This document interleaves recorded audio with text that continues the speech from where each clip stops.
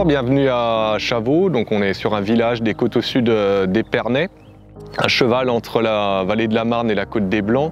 Ici on se trouve sur une des parcelles du domaine, parmi les 80 parcelles qu'on exploite au domaine.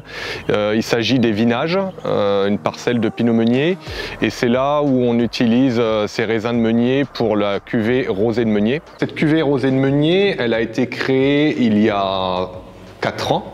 Le but c'était de réfléchir à un rosé qui soit sur la gourmandise et sur la fraîcheur. L'assemblage est assez unique et inédit par le fait qu'il est composé uniquement de Pinot Meunier, mais surtout de 3 méthodes de vinification, c'est-à-dire 60% de vin blanc, pressurage direct, 30% de macération et ensuite 10% de vin rouge. Le challenge a été vraiment de trouver les parcelles qui correspondent à la bonne vinification.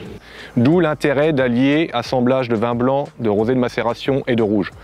Dans l'idée, le blanc va apporter la finesse, la délicatesse, le rouge plus la structure et la puissance, et c'est la macération qui va lier les deux et apporter tout ce qui est aromatique, délicatesse et puissance en bouche.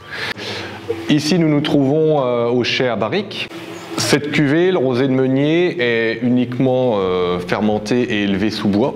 Donc pour la partie vin blanc, c'est en barrique.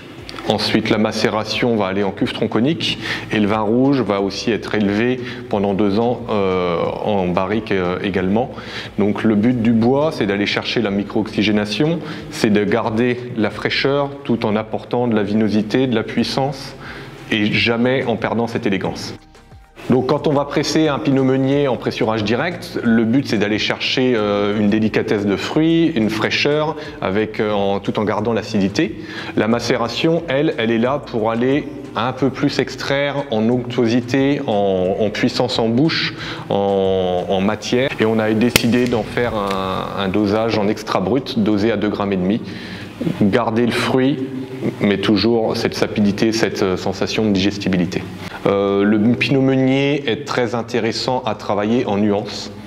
C'est un cépage fragile et il faut savoir en fait le vinifier, on va dire, à sa juste précision et sa délicatesse. C'est ce qui nous permet aussi avec les barriques, je pense, de faire un travail beaucoup plus fin, élégant.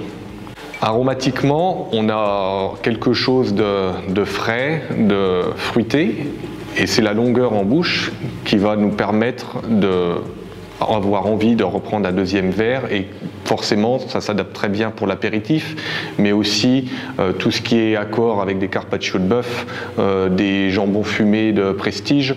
On peut aussi aller sur des sashimi par exemple, ça fonctionne très bien l'accord. Et ensuite, si on veut essayer sur des desserts, des fraises avec une petite touche de basilic, et voilà, ça fonctionnera bien. Mais c'est vraiment un champagne qui est dédié à l'apéritif et au premier moment des repas.